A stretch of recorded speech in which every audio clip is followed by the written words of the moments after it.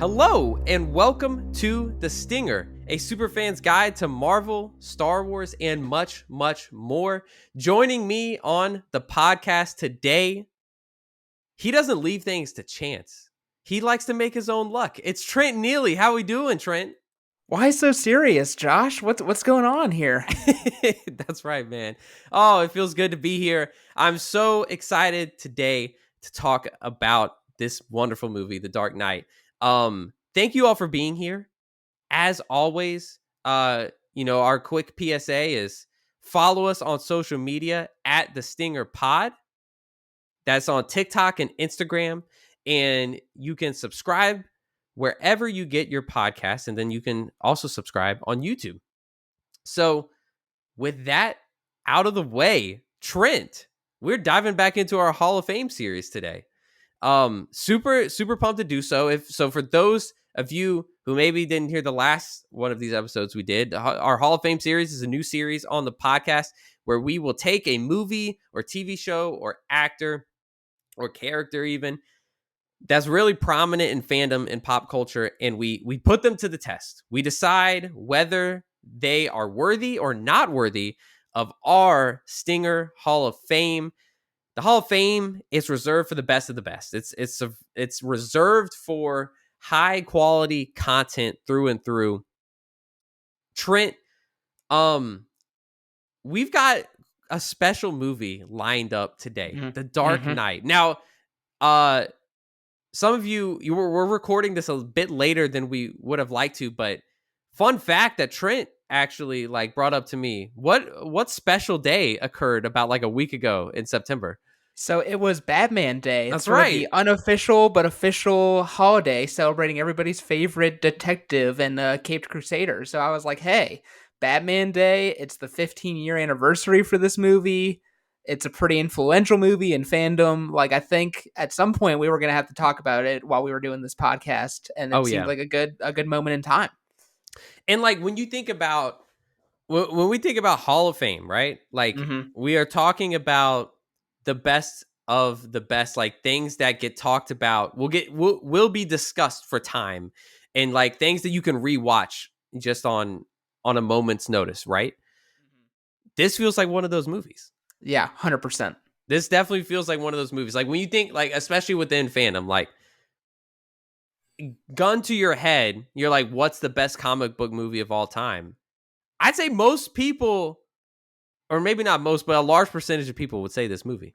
Yes, I think there's, I don't want to say, because I feel like maybe we'll talk about this one day, but I feel like there's like 5 superhero movies across all of the different studios and universes. Yeah. And I feel like that this is in that 5 of that, like regardless of the order, so people are putting this somewhere on that list. Yeah.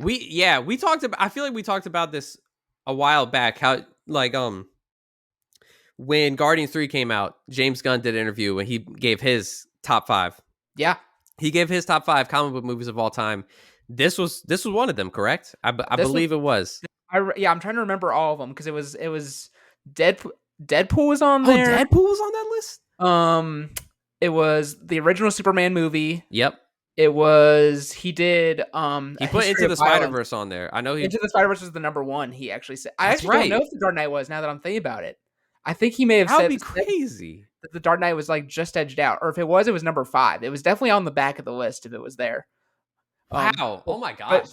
But I feel like most other publications that you see where it's like the best superhero movies or the best blockbusters, this one's showing up regularly.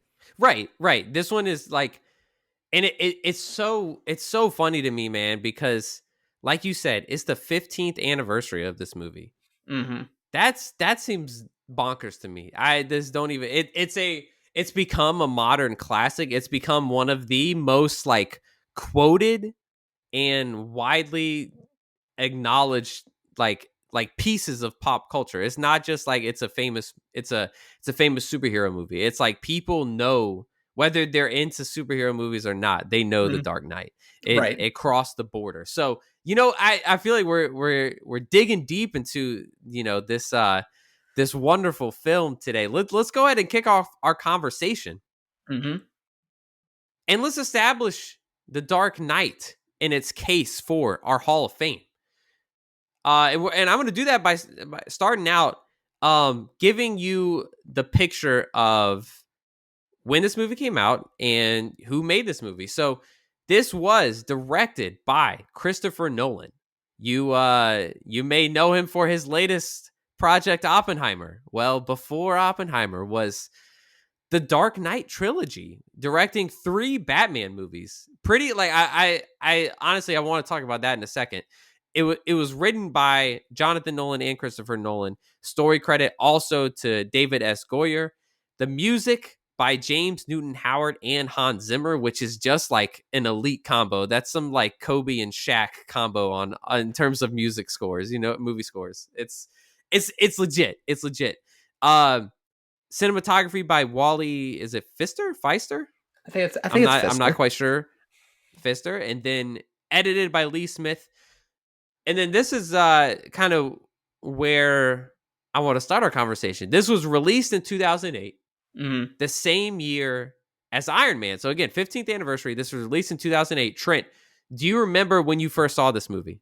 So I have a unique relationship with this movie, which I think can impact some things that we'll talk about later. But I'll be Interesting. honest. Okay. So we were 11, if I'm doing math right, Yep. or around Yep. 11 when that movie comes out. And I'll be Yep. honest, even though that's not super young, the Joker, like Heath Ledger, frightened me. Like when the trailers for this Yeah. movie were coming out, to the point that I was actually, I was too scared to see this movie. So fun fact, I did not actually see this movie till 2010, 2011. It was like right before, Really? it was close to when The Dark Knight Rises was coming out, that I was like, you know what, I like need to like face my like phobia and like get over it and just watch this movie finally. Oh my So I gosh. had like a bit of a distance from it. However, even if you didn't see it yourself, like people do not understand. Like this is all people talked about for the entire summer of Yes. 2008. Like my sister, who at the time wasn't that big into superhero movies, she saw this movie 4 times in theaters just because friends wanted to go who hadn't seen it yet. Like she saw it the opening Oh weekend my and was like, "Oh, that's pretty gosh. good," but then friends were like, "Oh, we didn't get to go, or we want to go again," and so she saw it like 3 or 4 times that summer. Um, Oh, like that's that wild. this movie was everywhere. Like It it was was. just the like the only thing people could talk about. And Heath Ledger, everybody was like, "This is the greatest acting performance of all time." Like people shouldn't even try to act again after this. Like that was kind of the things you were hearing. Um, yeah, it was wild. So yes, I was very late to the Dark Knight game, which maybe, maybe having all that hype built up for Well, 3 years impacted me a little bit, which I'll get into down the yeah. road here. But yeah, it was definitely wild to be there that summer and hear all about this movie pretty much nonstop once July rolled around.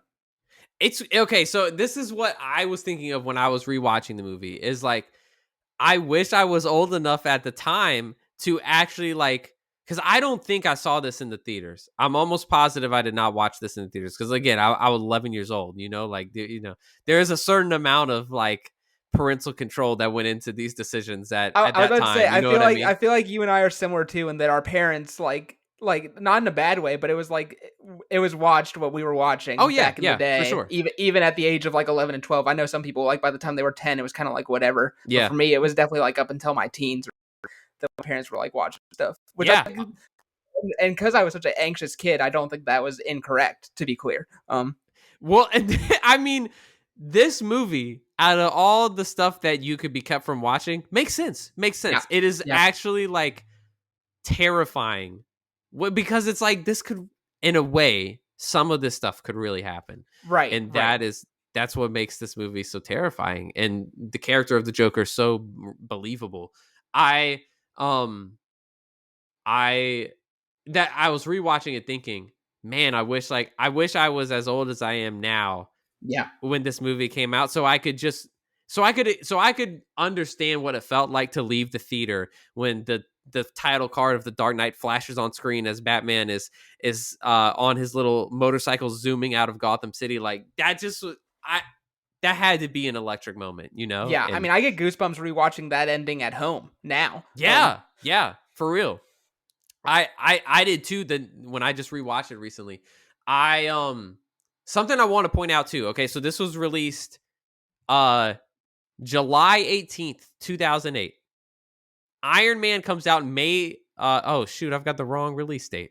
when did it come out? It's got okay. Iron Man came out May 2nd, 2008. So just 2.5 months prior to The Dark Knight coming out is the birth of the MCU. Right. I like I wanted to make this point at the beginning of this podcast is that I don't know if this movie gets made in its fullness into the way it's made if it comes out any later than at the very moment the MCU starts. Right, or at the bare minimum, like because it was probably made. They had finished filming by the time Iron Man was done. But like, I definitely think part of the reason that like it made so much money, over $1 billion worldwide, like is because like people were riding that high of like, oh, we can do like superhero movie stuff like seriously now. I Yes. think is a fair way to phrase it, because like obviously we had sort of the Raimi trilogy, Yep. which was sort of the big boom of like these movies can make money, and the first two X-Men movies. But like this was like this 1-2 punch in the summer of '08 was like, oh, these movies, like what you were saying at the opening here, of like they sort of bleed over of like, oh, critics that don't normally like superhero stuff Yes. like really liked both of these movies. Yep. And I think like that it was the moment that like sort of they superhero movies became like the thing that studios were chasing, Yes. and you could argue basically we're only just now in 2023 starting to see the fatigue of that, right? Yep. So from 2008 to 23 is this dominance of like the superhero being the preeminent blockbuster format. And I think it's notable to point out that it happens before there's an idea of making a franchise around a collection of heroes. That Right. like Chris Nolan was able to do whatever he wanted with Batman inside of his movies without like an executive coming in and being like, well, we need him to show up in Justice League down the road. Right. And I just like truly, if this movie comes out like 3-4 years later, then that's not possible, because once Avengers came out, everything changed. And Yeah, for so sure. it's just crazy. It feels like an anomaly kind of. It really does. So yeah, that's kind of that's the setting of when Dark Knight came out. Trent, why don't you tell us about who's involved, the cast of this movie?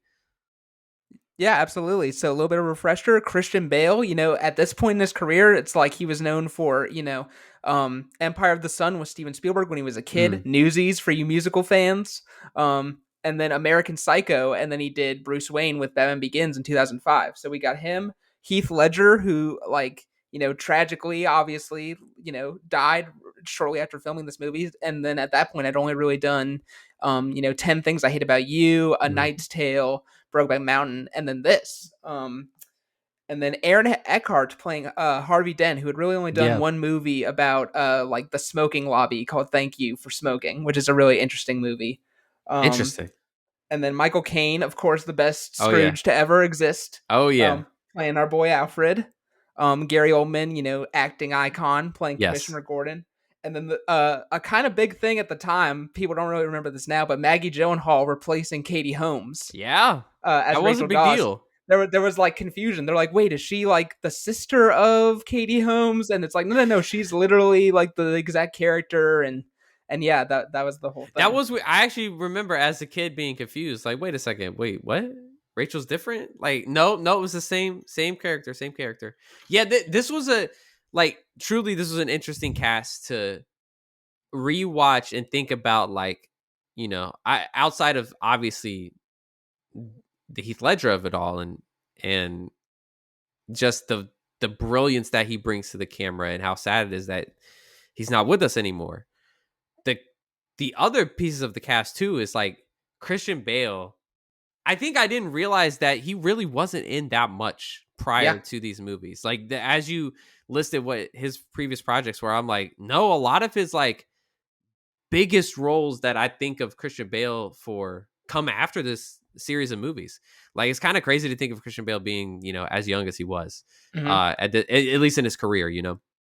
Um, and then like the faces that you would expect like would have like what like Aaron. I was thinking about like Aaron Eckhart was Mm-hmm. phenomenal in this movie. He's so good. He's so good, but I feel like I've seen him in nothing other than this movie?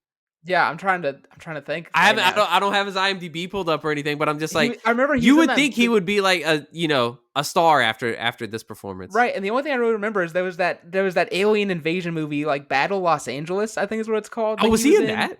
Yeah, yeah, yeah. He was like the That's lead in crazy. that. I But remember yeah, no, that. Yeah, yeah. like this is easily by far the thing that he's most well known for still in like the popular culture's mind for sure. Yeah, I just that those things really kind of caught me off guard. Um all right, what did this movie do in terms of success critically and success financially? Yeah, so we have a worldwide gross of over $1 billion.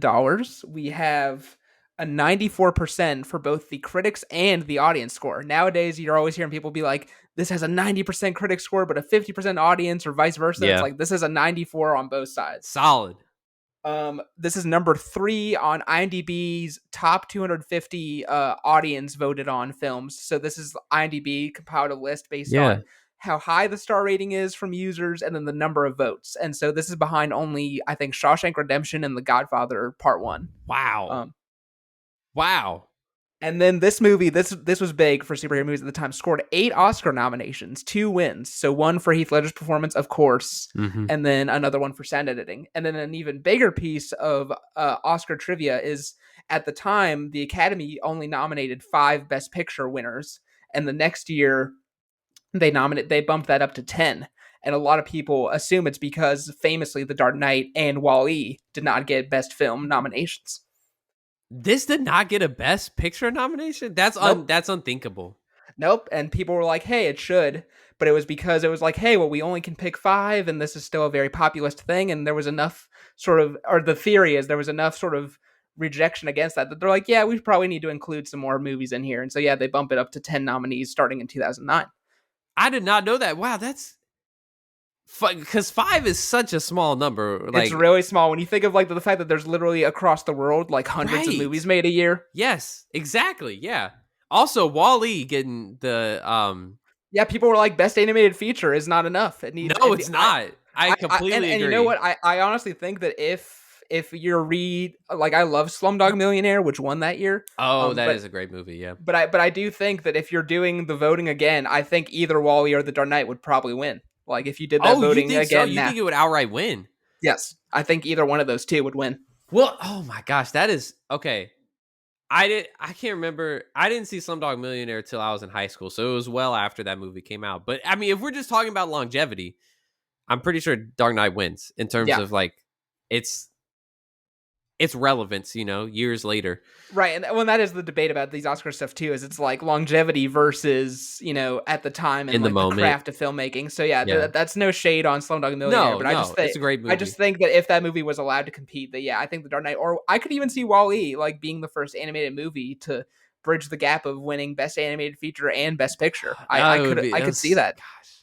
Man, what a time. What a time. 2008, batting 100. Seriously, are you kidding me? Yeah. Okay, so we haven't actually got into what our thoughts are about this movie, like as a movie. What do we think holistically? So Trent, like, tell me, what's your critical lens on The Dark Knight? Yeah, I mean, it's weird because I feel like the common thing that people have always said and that we've even said at the beginning is like this is the first time like a serious superhero movie like happened or whatever. And it's like, well, what does that mean? And I think it really is just the fact that like so much of this movie, like yes, there is great action in this, and I'm going to talk about that later. But Yeah. like I think so much of that movie, the power of it is in the performances. Actually, I was noticing rewatching it today. Like obviously the Heath Ledger, but like everyone else is also. I think Gary Oldman's doing great work in this one. Um, Yep. and it's the fact that like it could be the score and there've been reviewers and essayists who've talked about the movie sort of is this commentary on like terrorism, which was obviously Yep. like a very big thing still in the culture in 2008 because we're in that sort of 2000s fraught period with that. Yeah. And yeah, so I think the fact that a movie was able to take a character as on paper goofy as the Joker, right? That's like, hey, he Yeah. plays like these weird pranks that are also crimes, and it's like, hey, but we're gonna make him a symbol of like pure anarchy and terror. And like what does that do to, like, in reality, what does that do to a city? Yeah. I think having the foresight to have a deep vision for a character that's goofy on paper like that is really what separates this from not only like what came before, but honestly a lot of what superhero movies even came after. Yeah. Few stuff reached that same level of deep thought, if you will. Completely agree. I there's a lot of there's a lot of things that you just said that I'm like, oh my gosh, like yes, Gary Oldman. I totally forgot how good he was as Jim Gordon. It was special to watch, and then like I I the the fact of when this movie was made and like the um the commentary on terrorism that it has in the movie, like clear. I think I went into this movie thinking, wow, okay, the 2008, like Harvey Dent even makes a joke at the beginning of the movie when they're on trial and they're trying what's his name, Maroney, and like Yeah, yeah, some of his cronies, and he pulls out the gun and he snatches the gun and he's like, made in China. He's like, well, I suggest you buy American. And I'm just like, oh yeah, okay, this is like Murica vibes right here. And then right. I was kind of expecting that to kind of play out, especially in a movie about terrorism, but surprisingly I was like kind of caught off guard when it's like uh Harvey Dent and Jim Gordon collectively and at one moment are both calling out the like sins of having these like crooked cops in the system who are bought out by the mob and all this stuff, and like examining like the instability in the Gotham police system. And I'm just like, okay, all right, wait, this is a little bit different than I thought. So there's an element of it that um th- when I think about the Dark Knight and think about before I just rewatched it, all of the iconic scenes jump out to my mind, and Hmm. and Heath Ledger jumps out to my mind. Um, what I didn't expect to love so much rewatching it was the theme, the thematic elements of this movie, Yeah. and not only like what I was just talking about the what it says, and maybe about terrorism and policing, but like more so like what who the character of Batman actually is, and the problems and the strengths that he has, and how the Joker so perfectly uh unveils his weaknesses, right? And Right. like and then also like kind of getting into some like classism within the city of Gotham and how that leads to a perfect villain like the Joker. So rewatching this movie was really a trip for me, where I'm like, oh my gosh, this is, I think it's better than I remember it being. I Yeah. don't know. So yeah, we'll talk about all this stuff later, but I just was kind of overwhelmed by how much this movie is doing. When it can be so often remembered just for the amazing action sequences and stuff like that. Um, I I've collected a couple of categories for us, Trent, to make our way through this movie and try to capture as much of it as we can, because there, like I said, there is a lot. So first up, this will help us maybe delineate a little bit about how we feel about this movie. What is the Dark Knight's biggest strength? Yeah, I mean that's tough because I think you can choose so many things, but I and maybe this is a bit of a too broad and a cheap answer, but I'm gonna roll with it anyway. Yeah. I really think it is having Christopher Nolan as a director, right? Like Oh, good one, good one. I really think that, like, there's just so many shots, even the non-action ones, like, Yeah, when he's about to jump and glide to start, getting Lau out of the office building, that famous shot of like him in Hong Kong just standing above everything. yeah. Like, I think there's just so many visual moments, and that because the moments are memorable because of the visual statements that they're making. I mean, the truck flip, right, has become like famous just on its own, and like Oh if my it, gosh, yeah. I mean, it destroyed one of 4 IMAX cameras in the world at that time, Oh my hilariously. gosh, did it really? And, yeah, because they like didn't quite know how it was gonna flip, and they had it like positioned wrong, so it That's like smashed it. crazy. That's Um, crazy. yeah, so I really think, no, I mean, and when you look at it, like after the Dark Knight trilogy, Nolan hasn't done a movie about an IP since, and yet No. every single one of his movies, I think I read the other day, he's the first director to have 5 movies not based on IP make over 500 million worldwide or something like that. Wow. Um, yeah, so yeah, I really think that if this, I'm not saying this movie would be viewed as bad or wouldn't have done well, but I think if a lesser director was making this movie, it would not be talked about in quite the same way. I completely agree. This is compared to what we have gotten from Christopher Nolan in recent years. This feels so different to me. Mm-hmm. All right, so I actually had this in my personal notes. I'm gonna put you on the spot right now. Yeah, Do you have because I believe you've seen all of Christopher Nolan's movies. Is that I've seen correct? all of them except his very first one, Okay, but all right. I've seen all the other ones. That's all right. So, do And you Oppenheimer, actually, I missed Oppenheimer. oh my gosh. Oh my gosh. I forgot about that. Oh no. But it's fine. I know what question you're gonna ask, and you can ask the question. All right, so what are your Chris Nolan rankings? So, for You don't have me, to rank all of them, but maybe like a top 5 or top 3. so yeah, so for me, The Prestige is actually number one. I Oh, think let's go. Let's go. Yes. I think that is the best he has done, because like the critique about Nolan famously is that like he doesn't do characters well, and I think there's some merit to that and some not. I think The Prestige is the best use of him portraying complex characters, and Mm, like people also make fun of Nolan from time to time of how he messes with time and structure. I think yes. that movie messes with Yes. structure in a way that enhances the story, not just as Mm, like a gimmick. yep. So yeah, that one's my favorite. Dunkirk is probably my second favorite. I think that movie is just a Ooh. really unique war movie, the way they do like the 3 timelines happening like in parallel to each other. And then honestly, it's like this Inception and Interstellar are fighting for like that number 3 spot in somewhere for. Interesting. Yeah. Okay, let me make sure I have that right. You've got one as The Prestige, Mhm. then you have what was 2? Dunkirk. Dunkirk. Then you have Dark Knight, Interstellar, Inception and and yeah. Inception Yeah. as like And that in some form or tie fashion. T-3 tied for third, and Yeah, then yeah. okay, interesting. So I can give you mine and we could discuss. So I was thinking about this and I'm like, it's been on my mind for it was on my mind a lot after watching Oppenheimer. And I just have I need you to watch Oppenheimer whenever it comes out on digital and stuff because I need to know I need to know if your list changes.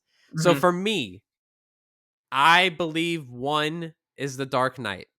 Okay. And I have seen all of them except for his first and for Memento. I have not unless Memento was his first. Was Memento his No, first? there was Following, then Memento, then Gotcha. Insomnia, and then we get into the Dark Knight trilogy. Gotcha. Okay, then I haven't seen 3. I haven't seen Insomnia either. Okay, so I am excluding those movies. So Sure. The Dark Knight 1, 2 Oppenheimer, Mm.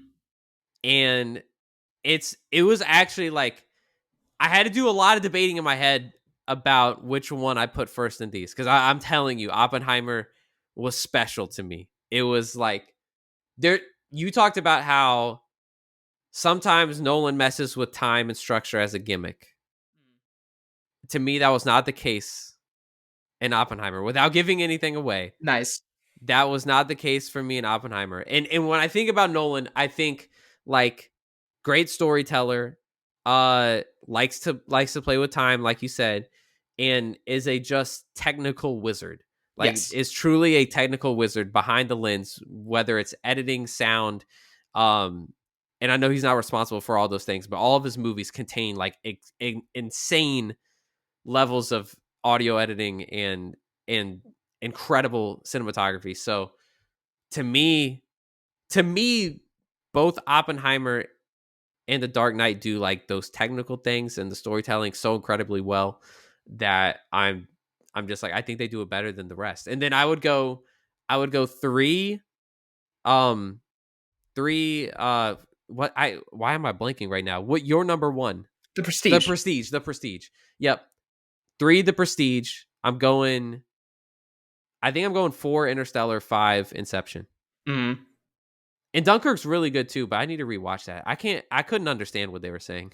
And this is the problem with post, I would say, Interstellar Nolan, where like subtitles have become an essential part Yes, of it's like the Christopher crazy. Nolan It experience. feels like I'm listening to a podcast on like double speed. It's I thought Tenet was good in the theater, and then I like watched it with subtitles where I actually knew what was going on, and I'm like, oh, this movie's like great. I just didn't know what was happening before. Like, right. It's so hard, man. I don't understand it. But yeah, that is a common Nolanism. Um okay, so our lists are pretty similar. yeah. I think we're at least in agreement of like the general tiers, if you will, of Yes. where stuff Yes. falls. And Dark Knight is in that upper echelon. Yeah. Is I think what we're trying to say. My biggest strength of this movie, I have to say, is Heath Ledger. Yeah. It couldn't be anything else for me, just because, like, I can't imagine, like, we have seen other Jokers now. We've seen other variations of this character. I actually never saw the Joker with Joaquin Phoenix, and I don't know if I really want to. I'm going to be completely honest. Seems like a tough hang. I'm a mixed bag on Joker as a movie as a whole, so I'm probably not the right person to ask. Like we can get into that a whole other time. Right, right. Okay, that's interesting. To me, I'm just like, Heath Ledger in this movie is what drives the movie. Right. In a Batman movie, for it to be like so heavily focused on the villain, and everything he's doing is so captivating. Yeah. Every single scene he's in is like breathtaking. His acting performance is incredible. Like you said it already. The fact that he took this cartoony character and made it like terrifying. Mm-hmm. Um, I don't know. We'll never see it. We'll never see anything like it again in the Batman universe. Like, I know they're probably going to do a some version of Joker in one of these Matthew Reeves Batman movies, but it'll never come close to this. No, I mean it's great because like we're talking about how serious it is, but also I always forget until I rewatch the movie that like his Joker also is funny at times, and Yeah, I don't yeah. even mean like I don't even necessarily mean like the dark humor. I just mean actually funny. Where like I like the line that always kills me is where like the one gangster's like, "You think you could steal 30 million from us and walk away?" And he just goes, "Yeah." Like it yeah. Yeah, he's operating at such a high level that he could pull that off in the midst of like doing some like insanely heinous crime, right? It's yeah, yeah, it's yeah. incredible. It was truly an incredible performance. Okay, so I know, Trent, that like coming into this, you were a little like, this movie's great. Yes. This movie's great, but dot dot dot. And I don't Yes. know what that is yet, but our next category is greatest weakness. So Uh-huh. maybe this is where you get to reveal that. Yeah, I mean, I'm gonna get like hate from a portion. Like, actually not even hate. I'm just gonna lose credibility with a portion of like Nah, fandom man, people. you're fine. But, and it stuck with me today. I'm like maybe I need to rewatch it. But the thing that's always bugged me about this movie, and the reason I can't sometimes I even actually I didn't say this in my Nolan ranking. Sometimes I actually put Batman Begins ahead of this one, depending on the day you ask me. Whoa! Oh my gosh! And because the main reason I don't quite understand slash I don't quite buy into Batman's character arc in this one. Like the Ooh. movie tries to say that it's like this thing where he has to learn to like sacrifice to be like whatever Gotham needs him to be, and I'm like there's nothing that tells me that at the beginning of this movie that Bruce Wayne wouldn't make the same choice he does at the end. Mm, Like I believe he would sacrifice his reputation to protect Gotham City at the start of this movie, not only at the end. The funny thing for me is actually, and I think this might help clarify my position. Maybe yeah, I yeah. actually think The Dark Knight makes a better sequel to the Batman Matt Reeves movie than it does to Batman Begins. Because Oh. if you take the trajectory of that movie where it's all about Bruce learning that he can't just be vengeance and he has to be like Mm, this hero to the people and inspire hope. And by the end of that movie, people actually like Batman, right? Like the yeah. civilians like him. And then in this movie were to happen, and it's like he has to take the rap for murders. That would be a much more devastating sacrifice to me. Whereas in this movie, we don't ever get the hint that like people of Gotham really like Batman that much, and that it's not a huge sacrifice to me for him to have to go on the run at the end of this movie. That's a great And point. And you're right. It's not.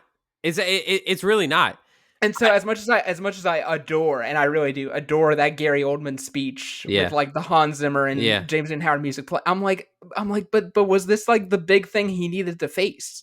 I don't know, and I think that's what holds it back for me personally. As I think the way I've always phrased it, sort of more generally, is I think it's a great movie. I don't think it's actually that the best Batman story that we've gotten. That's actually fair. It's fair, and I agree with you. So I'm with you. You're not a senile old man off in the There we go. distance screaming in the woods. Dark Knight isn't a good Batman movie. All right. I don't know. But here's my counter. Okay, Sure, sure. I actually think that's part of the point of the movie. I agree. Rewatching it today, I'm like, I think that is the point, that he just needs to accept that and Yes, like and live in that. Like, I think that is what no one and I is think going. it's fair, and I think it's fair for you to point this out and be like, that's weird for a Batman movie. This is at the end of the day, this is like a part of the Batman mythology, and to me, so I think it's fair for you to point that out, that like that doesn't sit right in the midst of this otherwise brilliant movie. However, I think that like if you look at him at the end of Dark Knight Rises, Mm-hmm. and he's sitting with Anne Hathaway on that cafe wherever he Yeah, is in the overseas, right? Like the trilogy ends with him choosing to drop the mask, right? sure. And I think that is a little bit of what this whole thing is about. And I think that this movie is not a hero's arc for Batman. It's just Mm. I just don't think it is. I just don't think it's a hero journey for Batman. I think it is about the Joker exposing the weaknesses in who Batman is as a character and figure in Gotham City. Well, it's interesting actually. Now that I'm thinking about it, it's almost like the trilogy's more about Gotham City as a character, Yes. Yeah. because Boom. in Boom. in Batman Yes. Begins, it's all about like, they're like, it's all corrupt and it's not worth saving, and then like the fear gas thing happens, and then in Yep. this movie, it's like, hey, the Joker almost pushes them to the edge, and then they decide not to blow up the other ferry. Yes. And then in the Dark Knight Rises, it gets to the point where in broad daylight, the citizens of Gotham are fighting alongside Batman. Trent, that was beautiful. And so yeah, I think you could make the argument that Gotham City is almost more the traditional character arc vehicle than it is actually Bruce Wayne in these movies. You did it. You did There we it. go. There we go. I solved it for You myself a solved little the bit there. problem. Their greatest weakness no more. Yeah, dude, I could that was so spot on and perfect, because as I was watching this movie, I'm thinking like, dang, this is actually more about Gotham City. Yeah. This is all about like what happens when you actually leave uh these incredibly weighty choices up to the civilians, right? Hmm. Like you the Joker is great because he forces the people to wrestle with the things that are going on inside of his mind constantly. Right. Of like, it's not fair. It is not fair that, like the mayor would get this parade and whatnot, and have all these measures of protection if there's a threat on his life, but there's not nowhere near a an ounce of care for the everyday civilian, or the or if you look at the end of the movie, the two fairies, like Right. that that scene, the two fairies at the end of the movie, that scene just scared me so much as a child. Yeah. But rewatching it now, I'm like, oh my god, this is brilliant. This is Yeah. so brilliant. And the way that both like that both people inside of the fairies have to make that decision not to pull the trigger and blow the other Hmm. one up is just fascinating. And you're right, it is like they are grappling for the soul of Gotham City. And that's why Harvey Dent plays such a big role in this movie, right? Right. Like, Right. he is kind of the supposed savior that ends up not happening. It ends up not happening, but it's like Gotham still chooses to basically do what Harvey was trying to do. Yeah. I don't know. It's great. It's great. Um my biggest weakness was, this one's tough because I mean, genuinely, I'm watching this movie and I'm like, this is it's hard to find a weakness. But I will say, Okay, for me, and I don't know. This is not a critique on anyone's acting performances. Mhm. But I remember I remember like watching this with my dad because he loved this movie. He loves this movie so much, and we watched it a lot growing up. I feel like I remember him even saying like, "Oh, this does not work for me," and that is the relationship between Bruce and Rachel. Yeah, so I like yeah, that like I feel like Maggie Gyllenhaal gets some unfair hate for Yes, like the Katie exactly. Holmes replacement. Yep. However, I agree that the relationship like plot thread in general is just not it I don't know, it's not handled perfectly. No. I almost wish this ties into like a sort of other nitpick. Like I remember I was listening to the rewatchables on this actually a couple weeks ago because I'm just Okay. now Yeah. getting into them, and Sean Fennessy was talking. He's like, I really like I don't get the point of the Lao like mission in China at all. Yes. Yep. Yeah. And I was like, Yep. I like that scene, but yeah, like imagine if that 10 minutes was taken out of that whole like Yeah. Yeah. little For real. side Yeah. quest, and like that 10 minutes could be redistributed to maybe a little bit more Bruce Rachel stuff or just Yes. other things in the movie in general. I don't think that would necessarily be a negative thing. Yeah, I agree. And to be fair, like I didn't watch Batman Begins when it went back and rewatched this, and I know that like Bruce and Rachel, I feel like their story gets served better in that movie from Oh, what my 100%. memory. Yeah, 100%. but in this one, like coming back to it, it just felt like why, like Bruce, why does it matter? Like, I'm sorry, but like, why does it matter so much to you that this woman has moved on with her life? And like, I guess if you want to go to the deeper thing that we were talking about a second ago with like Batman's arc in this is like she's meant to be the metaphor for like his ordinary life, yeah, yeah, it's true. and then the movie says like no, she can die. Like if you want to leave this behind, that has to be your choice. Yeah, On yeah. and Rachel even says that to him, right? It's like don't make me your hope for an ordinary life. Yeah, Um, and so and I that's true. That's a great point. so I think Is the movie is more saying that like the movie kind of agrees with you. It's like yeah, yeah, she should not be the determining factor, and that's the point. it But yeah, just I felt agree. It's it should still have, handled weird. but it should have felt weightier when she dies, Yes. and it just did not to me. We get the one sad scene where he's half undressed in the Batman suit in the Yep, apartment, yep, and then it's like and then it's fine. yeah, and then he just I mean, moves on. it's It's not like fine, it's but it's not like fine, but like at the same time, it's like yeah, there wasn't a whole lot of grieving going on here. Yeah, I just yeah that would be the only, and luckily it's not like the movie revolves around that, but right. it is. I feel like it's meant to be more of a character propeller for Bruce than it actually ended up being. I So don't disagree. I don't disagree. okay, what's the most underrated element of this movie? I think for me, it's Gary Oldman's performance. All right, Where do you want? you stole mine. We're gonna Well, put this one well, together. hold on then. Let me switch because like I'll just talk about it when you talk about it then. All right. Never mind. I think it really. You know what? I think without this score by James Newton Oh Howard and yeah, Hans Zimmer, yeah, I don't solid. think a lot of the moments in this movie would feel the same way. There's that Yeah, whole great moment when the Joker like reveals himself for the first time. Like they do that great like sound yeah, where it makes you stranger. yeah. And like and I like what we were saying, I almost like not tear up, but I get like weirdly almost emotional at the end of Gordon's Yes. speech just because like the music's rising and soaring and then the drums, and by the end he's going like the credits roll and you're just ready to run through a brick wall. And I think Yeah, that's for real. largely due to Hans Zimmer and James Newton Howard. So I think if they don't do as much iconic work, similar to what I was saying with Nolan, I think you could have that same exact script, but if that music's not quite right, I don't think the moments hit as hard. I agree. But You're right. anyway, That final scene is just it's so good. and the music from this movie is so recognizable too. Yeah. That's another thing that just has great longevity.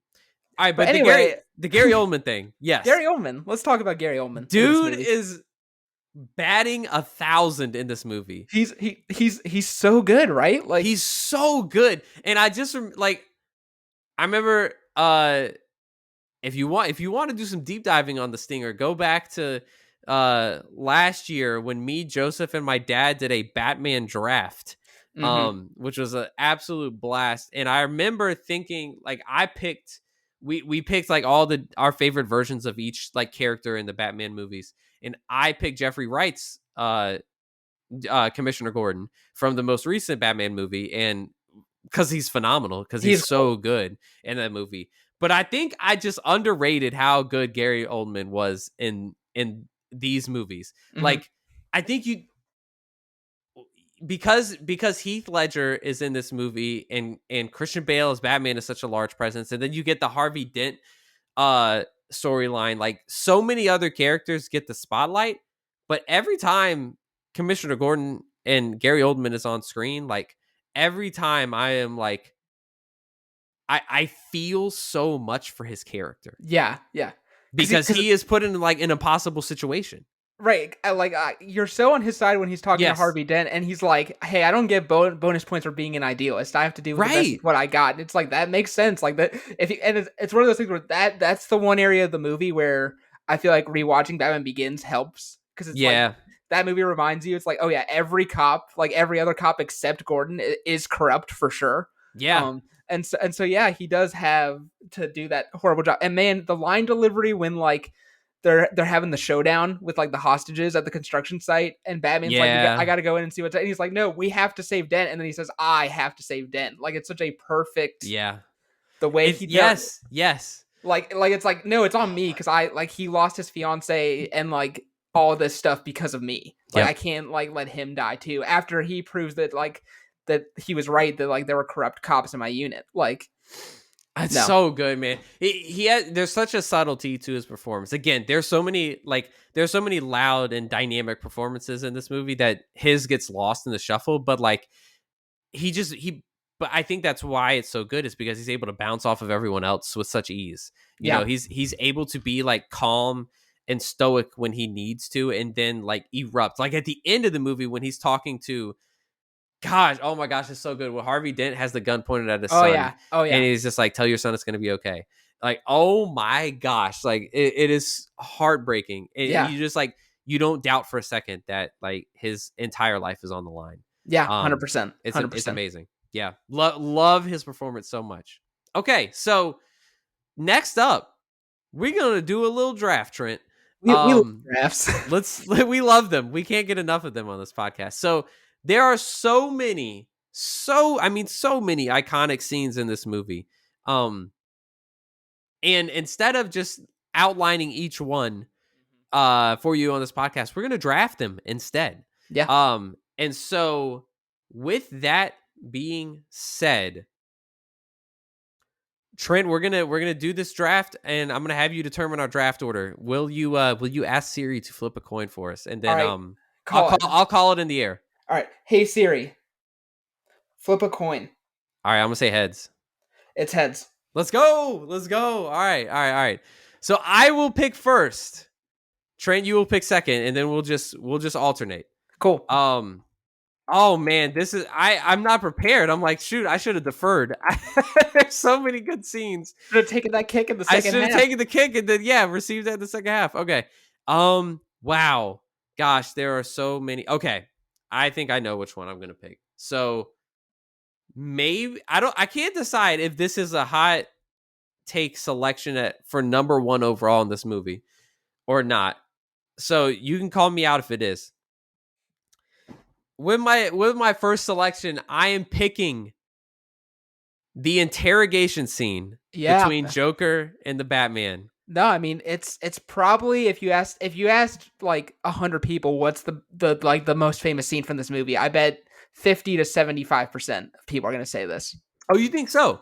Yes, 100%. Yeah. Okay, because I'm like when I think about this movie, other scenes come to my mind first, but upon rewatch, I was like, no, I think this is the best scene in the whole movie No, because it's just so like it tells you everything you need to know about the Joker, right, and like he's just like I don't care, like I like you're like he's looking at Batman like I can tell you are angry, you want me to like you know reveal my master plan and everything, but like nothing's stopping me. And right. like I'm gonna enjoy this. And like actually none of what you're saying matters. Like I just want chaos. And it's so good. It's just so Yeah, and good. I would even go one step further and say this is the scene that people are talking about of like like that like elevated it to a super like a proper drama movie where it was Yeah. like here's a scene where these two are in these full on ridiculous objectively Costumes. costumes, Yeah. but they're just sitting in chairs across from a table Yep. talking about philosophy and like how Yep. they view the world and how the world views them. And it's that weird thing where like it's the moment in the movie that you realize the Joker doesn't actually view Batman as a pure adversary. He views him No. in this weird like brotherly. You could almost even say romantic in a weird Yeah, way, it is a little romantic. I'm not like gonna lie. where he's like you're not like them even if you'd want to be, and it's so pitying. Like even if you'd want to be like them, you're not. Yeah, for real. Yeah, he like almost pities Batman. I feel Yeah, like like it's he's like almost like, oh he's like wow, like he's like I know how insane you really are, and yeah, I'm the one who's being honest about it, and yeah, that makes yes, me better than it. exactly. Yeah. Yep, it's so great. I love. Yeah, I I just did not remember how special that moment was to see those two hash it out with their words, not with their fists. It's When also special. it's one of the great like it's not even a jump scare, but like I remember the first time I watched the movie, that like the reveal, like when Gordon's like he's like the Oh good yeah. cop bad cop routine. He's like not exactly, and then the reveal that Batman's been in the room the entire time and just like slams his head into Yes, the table. yes, bro. Oh my gosh. No, it's Yep. it's It's perfect. so great. Okay, you go next, Trent. What you got? Well, now that you took that one, I got to go with the big chase scene, like the Yep. Yep. whole thing. Oh Uh, yeah. How could uh, you not? how could you not? I mean, when you talk about like car chases in movies, people are going to bring up stuff, from like the 70s and 80s, like French Connection and stuff like that. But for me, in the 2000s, like this is truly not just in superhero movies, but like this is the most iconic like car chase scene in the 2000s. Ooh, Like okay. everything about this is so dang good. Like where the whole thing of like Joker having Slaughter as the best medicine written on the Ooh. truck. Um, Yes. there's some really great miniature effects that you can go find on, like the shot of the Batmobile going under the dump truck and Oh like my smashing it, gosh. like that was miniature. Like that was Oh, it achieved through was? miniatures. Yeah. Oh my gosh. That makes so much And sense. then just when you think the chase is over because like the Batmobile gets exploded, it's like no. Then like the motorcycle comes out and like a Yes. whole new stretch of the thing starts. And then there's the great thing with like him playing chicken with the truck and he missed, and then the truck flips Yep. and he does that awesome move where like the motorcycle goes up the wall and then spins Yes. around and comes back Yes. down. No, like if there's one scene that I like randomly pull up on YouTube every now and again, it's this like chase scene. Like It's it's like so I'll good. I'll watch that just every couple of months because I'm like, everything about this so awesome. Another great moment in that scene is the two boys in first of all, like which parent left their two sons in this abandoned car on the In highway Gotham in City. Gotham City? Like, what are you doing? But they're like playing, like pretend shooting, and then all of a sudden there's that giant explosion in the background, and they're like, "Whoa, oh my gosh!" Love that moment. It's so No, good. and then this also has one of my favorite extras in film history, where it's the cop who's sitting next to who's revealed to be Jim Yes. Gordon, who's just providing commentary during the whole thing, where he's like, "Hope you got some moves, Rook." Like, and then like my favorite part in the whole thing is like when like the helicopter comes out. And then he's like, Yeah. "Oh yeah, now we got some air power." And then like it gets tangled up in the thing. He's like, "Okay, that's not good." And then it Yeah. crashes. And he's like, "Okay, that's not good." Like, Yes, yes. like He's dude just is going panicking for the it. whole time. Yeah, yeah, Literally what we would all be saying if we were in that moment. It's great. Yeah, yeah. You got to hear the audience's voice in that moment. It's yeah, great. yeah. I love Yeah, that guy. I mean, yeah. You can't um because I remember when we talked about Matt Reeves' Batman that came out last year. There's a Batmobile chase in that movie that's like really really great as well, Love that one. Love that one too. but it's not this one. It's No, still it's it's a not whole this other one. thing. It's a It's whole yeah, other it's a thing. whole other thing, but like this is special. And then the Joker saying, "Come on, hit me. I Yeah, want you to hit me." I It's mean, just yeah, I like, mean, yeah. besides Why So Serious, maybe the most like iconic dialogue Yes. thing. I mean, Yes. to this day, where if ever there's like two objects like going towards each other, my brain is like, "I want you to do it. I want you to do it." Like, Yes. Bro, that's incredible. Oh man. Okay. My next pick. Uh I'm going action this time, and I'm gonna say the entire opening sequence of this movie. ooh, The opening heist to me, another thing I would say I'd say I even think about this scene before I think of the interrogation scene. Um and watching it this time, I was like, "Oh my gosh, it's even better than I remember." Because like again, it's the way the movie tells you who the Joker is without you even needing to see him or see his Hmm. face or hear people or hear him talk. Like right from the jump, you're like, okay, this guy is running things and he's elusive um and that is going to be his character throughout the entire movie. That's why this movie happens, is because no one can track him down and he's one step ahead of everybody, and he's also chaotic. And the way like he's able to orchestrate the bus pulling into the bank at the end and wiping out the guy that he needs him to take out, and then the way he effortlessly pulls the bus into the like little parade of school buses going down the street and Which, by the way, like, totally is hilarious to me that like the school bus line is like, yeah, we're just gonna watch this through right. the cat. Like all the Right, like no one stopped to be like, oh, that came out of a a bank. bank. That's kind of weird, don't know why that happened. Yeah. I just I it sets the tone for this movie in a way that, like, I don't know, when you look at comic book movies now, like I can't think of other movies that start so strongly and you don't feel like you have to get some like plot exposition dump out of the way first. You can just jump right into the action, and I love it. I love it Yeah, so much. I feel like honestly, it took all the way till Infinity War, where I was like, oh, this movie's just Oh, starting. yep. Yep. Yep. That's Like, oh my gosh, you're and right. That's a I great literally point. thought about the Dark Knight in the Yeah. theater. I'm like, oh, like the Dark Knight. This is just, like, there's no like setting up like, oh, I've been Batman for 2 years or whatever. Right. It's like no, things are happening. Villain doing things. I Like, and I love that. It's like what it shouldn't be that hard in an action movie. Like it yeah. shouldn't be that hard to do that, but this movie did it, and not many others do. Weirdly, so. All right, what's your next pick, Trent? I think I gotta go with the showdown at the construction site. Oh Um, yeah, oh yeah, it's so good. Like the reveal of like the Joker in typical fashion.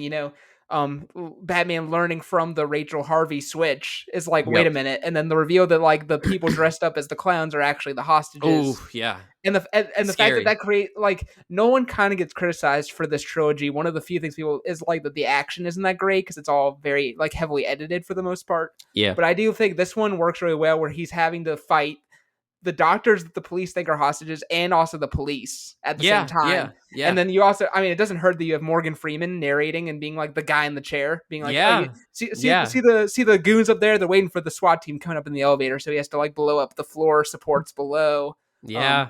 no, I think that's the my favorite, except for maybe the Batman versus Bane fight. That's my favorite action thing that in the entire trilogy that Nolan did is that little construction Ooh, site. really? Well, I guess besides the car chase that I just said, but Right. like Besides the car chase, hand to hand obviously. stuff. Yeah. Oh, that's interesting.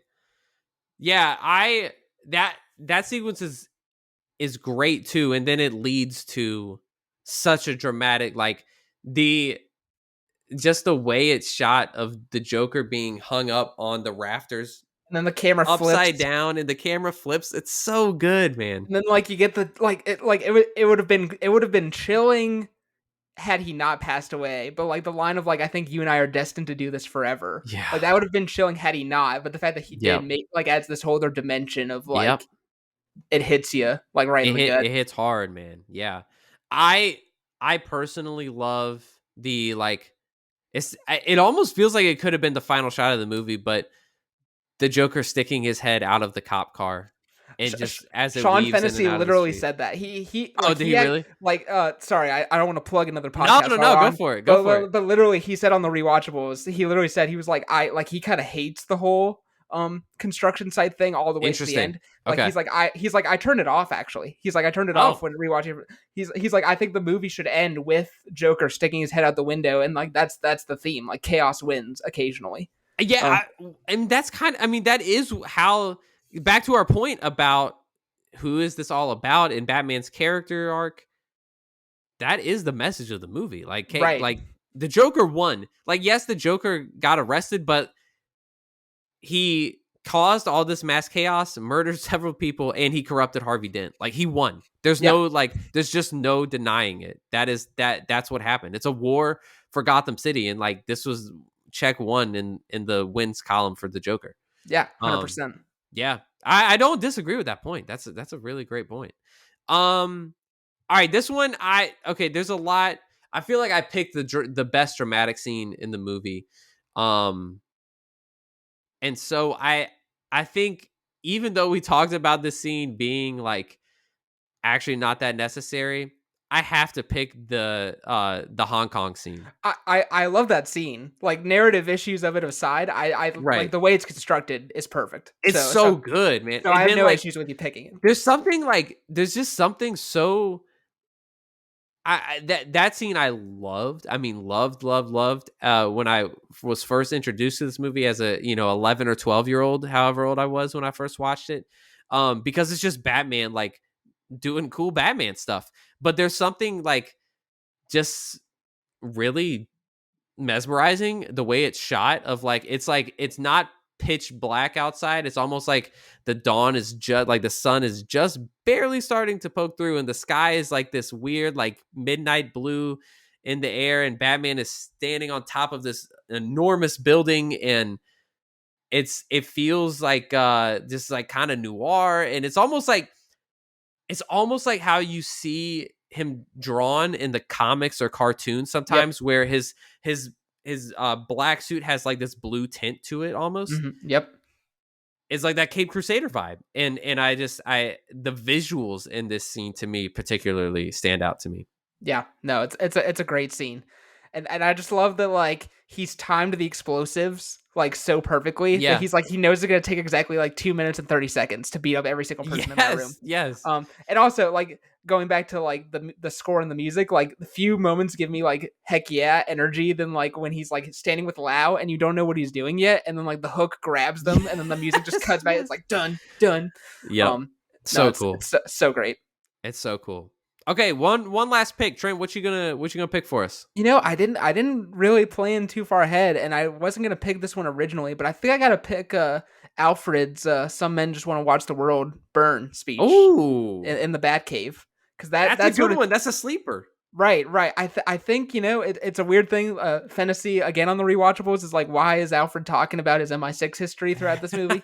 I actually really like the touch that Alfred Yeah. has. Like that's why he's so cool with all the helping Batman out stuff. Um, but yeah, I think the idea that he gets to lay out, and indirectly Nolan of course gets to lay out like, hey, like there is no objective for the Joker here. He just wants to see how Yep. much bad stuff can happen. Yes, Um, exactly. and Yep. and and it's literally that, and it's like, what does Batman do when his whole thing is like intimidation and punishment, and Yeah. like the foe does not fear intimidation and punishment. So yeah, I think just by the sheer fact that it's lays out the theme of the movie, and also that it's the best Scrooge to ever do it, saying it, I got to go with that little scene there. Alfred has some absolute bars in this trilogy. He really It does. just it's so I mean Alfred in every iteration of Batman I feel like is great, but I mean Michael Michael Caine has Caine. like My one moment in each, because in Batman yes. Begins it's like the "why do we fall" moment in the Yeah. elevator. Yeah. In Dark Knight Rises it's like, I've buried enough of the Waynes, I'm not going to bury another. So Oh my god. he's just dropping hard knowledge on Bruce All for the a trilogy time. of movies. All the time. He's so great at it.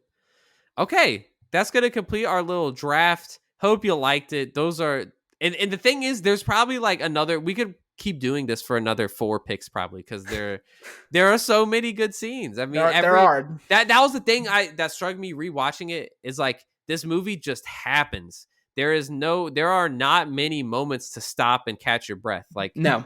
even though it's action packed, there's not action happening all the time, but yet it never feels like they take their foot off the gas. And that's what's so good about this movie.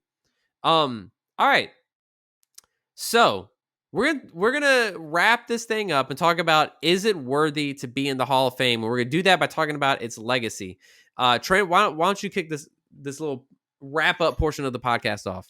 Yeah, so when we're talking about legacy, I think the first thing we got to really talk about here is, what do we think of the Dark Knight's reputation, comparing it from 2008 to right now?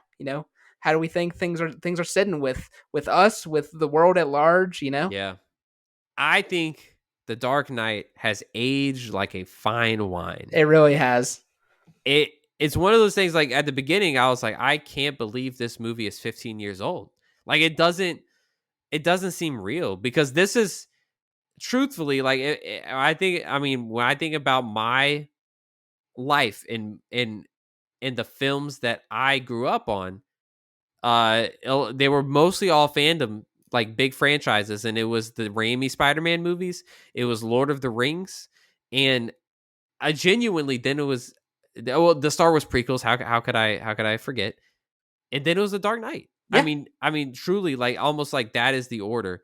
Um, the Dark Knight seems like one of it. It feels because of the reign of the MCU. It feels like a movie that is outside of time in a way where it's like it's not it's not what I remember the beginning of superhero movies to be in the Sam Raimi Spider-Mans. And it's also not what I think of what the like golden age of superhero movies were. It's sure. like it is somewhere in the middle and kind of on its own, operating at a level where it is a drama, like you said. It is a prestige movie. It's a movie that could have won Best Picture at the Oscars. And yet you can't separate it from like the comic book movie uh conversation because I think so many movies they don't try to replicate the Dark Knight in tone, but so many superhero movies try to replicate what the Dark Knight did in pop culture relevance and like especially villains. Yeah, Like there's not I can't think of a better villain in all of and like there you can make a debate. There is definitely some who rise up the charts and close to the Joker, Harvey Dent's the Joker, but or I'm sorry, I said Harvey Dent's the Joker. Heath Ledger's the Joker. There's some that like make you can make a debate for, but it's been something that studios have chased forever and never been able to replicate in my mind. yeah. It's just so like he is so fantastic, and this movie takes like the maybe the greatest villain and hero rivalry of all time, and it like perfectly articulates it in the modern world. Like there are other ones like Spider-Man and Green Goblin, right? Sure. Superman and Lex Luthor that have been done, but nothing as perfectly as this. And to me, I think that's why it's so good still to this day in my opinion. No, 100%. I mean, I was literally thinking hopping on here. I was like, is there anything like negative that's come out? Cuz like let's be real here. All movies, whether they're received well or poorly when they come out, they go through like cycles of love Yeah. and sort of hate on. Like look at the prequel trilogy where everybody was dunking on them, and then the sequels happened and everybody's like, actually they're not that bad. And now it's Right. like but now we're sort of in this period with Star Wars where everybody's like, are we overhyping the prequels? And so it's sort of back down.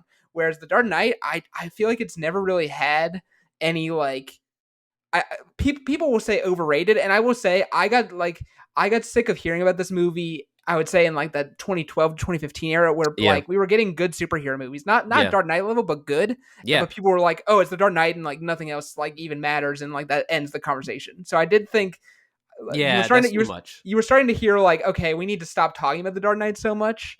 But Yeah. really, the only negatives that you hear, I feel like, are like the Batman voice is like people are like, Oh my gosh, yes. It and I is was definitely all right. Upon rewatch, it's over the top, man. it It's it, over the it, top. it pulls me out a couple line Yeah, deliveries because like I yeah, cannot think of it without laughing about parodies and stuff. Um, yes, no, yes, that and then the like how could the Joker have planned for all this? Like that's obviously been talked about on the internet yeah. a bunch. Is like there's no way all of this works out this well. And but I think aside from those two, and let's be honest, those are not actual criticisms. Like No, those are no. very nitpicky things. So if like that's the only thing that's cropped up really for people in 15 years, like the movie's doing a okay. And I feel like the thing is, it will continue to be this way because like it's so hard to replicate, or it's so hard to do what this movie did without it looking like a copy of The Dark Knight. Right. Like I'm gonna be E- honest, like Matt Reeves the Batman is phenomenal, but I don't think it can happen if this movie doesn't happen. Well, no, I was literally about to say something similar but interesting. Where to the point of the Dark Knight, where everybody looked at Matt Reeves, and just because Matt Reeves was also serious and dark, everybody was like, "Oh, it's the Dark Knight, but Yeah, worse." And yeah, I think that's so unobservant in a way to both what Matt Reeves and Christopher Nolan are doing. Like those yeah, movies, like rewatching The Dark Knight today, I'm like, they could not be more different. Like, yes, they're both serious and yeah, gritty yeah, and dark, but like in terms of what they actually are examining about Batman, Yeah, how the movies themselves view Batman and the journey they put him on, like they're so different. they are. You're absolutely And right. so, Yeah, so I feel like stopping short and just being like, "Oh, it's dark. It's the same thing as the Dark Knight." yeah. I think that's so reductive to both Nolan and Matt Reeves. Not that there aren't similarities. That's not what I'm trying to say. Nah, It's it's a like, good point. It's a good point. I like that. Yeah, because story. Yeah, narratively, they're extremely different. Um, so to further cement this, mm-hmm. I'm trying something new today. We're gonna try something new, and we're calling this kind of like the legacy tree. When you think of like a family tree. Or the Nick Saban and Bill Belichick coaching tree. That's right. That's right. Exactly. Um, where where's the Dark Knight sit in its own family tree? What Mm. movies influenced it? And how many movies kind of spawned from it in terms of they pulled from uh the Dark Knight as inspiration. So Trent, like what's above the Dark Knight in terms of what influenced this movie and how it was made to be what it is? Yeah, I mean, so the number one example, people who have read interviews over the years know Christopher Nolan himself has said Michael Mann's Heat, rewatchable's Mm, favorite Heat, yeah. is like the number one Interesting. influence um this movie. And he said it because Michael Mann has this really great thing in that movie, especially, but all of his movies, where the whole movie's set in Los Angeles, but Los Yeah. Angeles feels like it might as well be the entire world. And that's something he Mm, wanted to achieve with Gotham in this, where it's like it's all in Gotham, but Gotham feels like all encompassing and yeah. Yeah. oppressive. And you were talking, Josh, about how like at nighttime, like none of the stuff is actually dark. It's all like blue. That's Yeah. straight out of Heat. There's a scene in Really? Heat of Robert De Niro in his apartment that's like an exact framing position, very similar to like Batman sitting in his chair in the apartment post Rachel's death. Um, Oh, okay. yeah, very similar. And then obviously, there's a very famous scene between De Niro and Pacino in a diner in Heat, where they're sort of one of them's a bank robber, one of them's a cop chasing him, and they're both like, oh, like we have different Yeah. views on the world, but also we're kind of the same. So I definitely see the seed of the interrogation scene Oh, also being okay. in from Heat as well. And then the other big influence on Nolan's career that he said a lot is the James Bond franchise, and I definitely see Oh, some of yeah. that for here too, like the scene of Lucius Fox showing him the equipment that might as well be, M showing James Bond all of his new Yeah. gadgets at the start of Yeah. every mission. Going to the Hong Kong and doing the skyhook thing, like very James Bond esque escape Oh, yeah. type Yeah. thing. Yeah. So yeah, I would say James Bond and Heat are like the two biggest ones I spot right off the bat. Interesting. Okay. Yeah.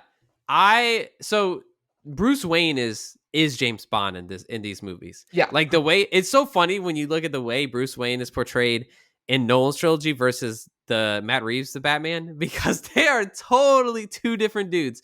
And Bruce Wayne in here is definitely James Bond. I mean, he's just like so just Especially, I mean, obviously, like because there's the real Bruce Wayne, and then there's the Playboy persona, right, right. which feels like Bruce Wayne in the movie, like riffing on like James Bond himself. Yes, Like he's yes, like, yes. oh, like That's more of what it how am is. I Yeah. gonna get people to blow me off? I'm just gonna do my best James Bond impression Yeah, at all yeah. times in public.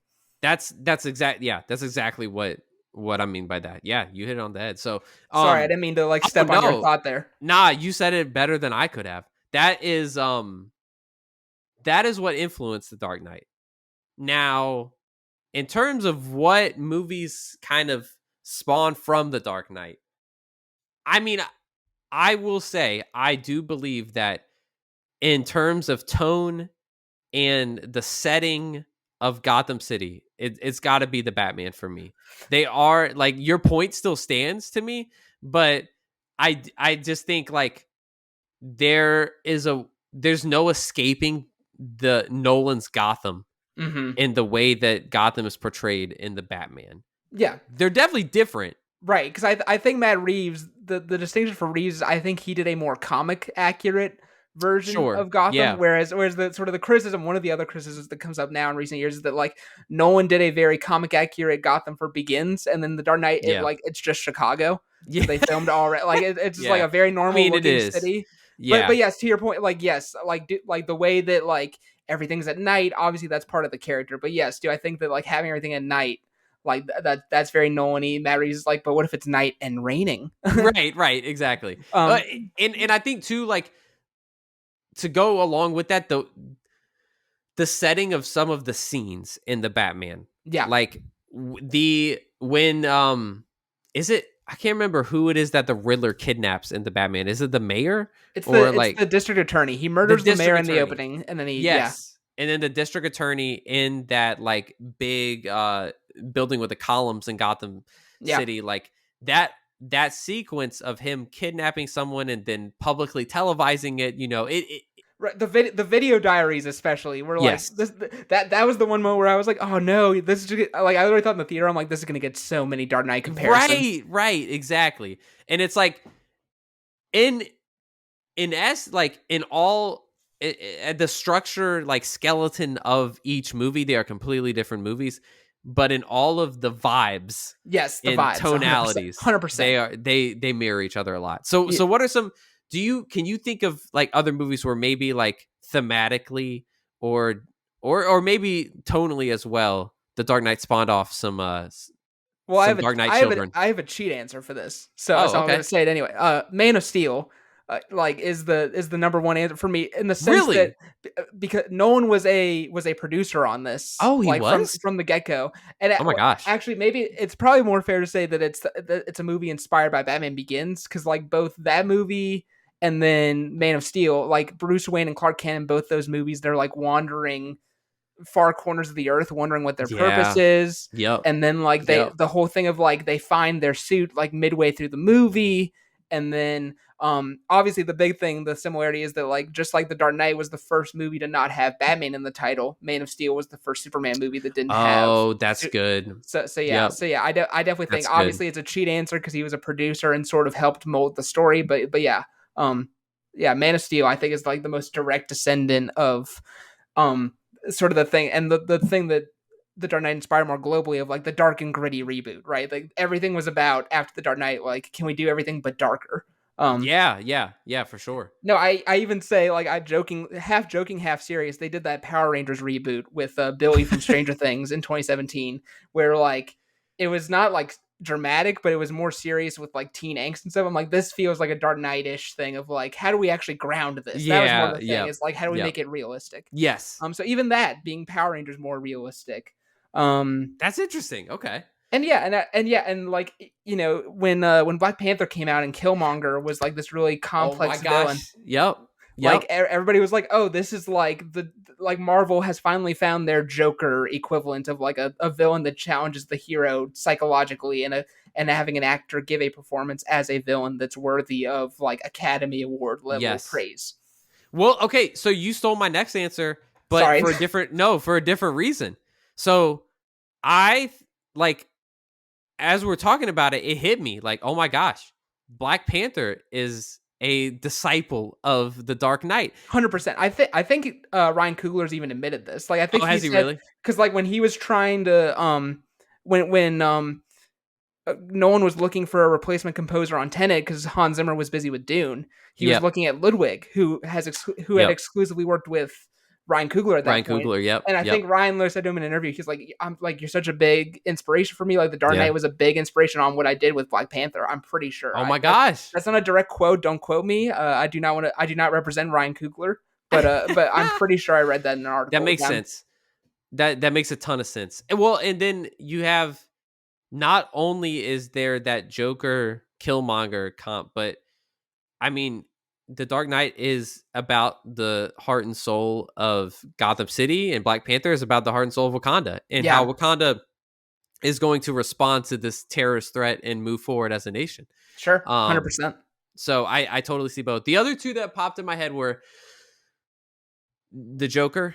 I just don't think, I don't think there is any need to make a Joker movie unless like people are like, oh man, it would be great like if we saw the Joker as great as it was in its heyday when Heath Ledger was playing him. You know what I mean? Like Right. it's just, there was something so amazing about Heath Ledger's performance that it made studios go like, can we replicate that somehow? And I just feel like, um yeah, part of it is the golden era of superhero movies, and part of it is this character is fantastic, and they wanted to replicate what they did with Heath Ledger. Um, I would also say Logan as Yes. a potential Dark Knight, because like that one's more of a tonality thing, but um, a a hero having to just kind of put his body on the line. Mm-hmm. Um and then like that was the first after or the second after Deadpool rated R superhero movie.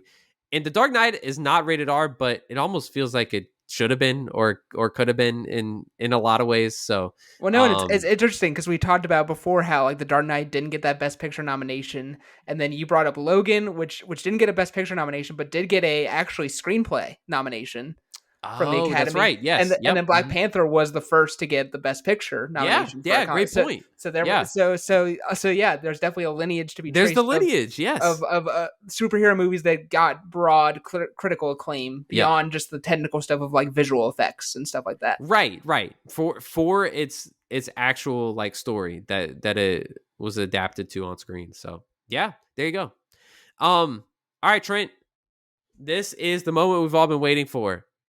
We have come to the end of our discussion about The Dark Knight, and it is time to answer the hopefully one day age old question: is The Dark Knight worthy of the Stinger Hall of Fame? What do you say? I say absolutely. I mean, it would be hilarious if we spent an hour and a half talking about this movie and then said no. But It would be hilarious. no, actually, I think rewatching this movie today and talking it through with you, and despite my minor quibbles aside, I think I like this movie more than I did pre this Same. rewatch and conversation, honestly. And I liked it before. Um, I I completely agree. It's a yes for me as well, easily.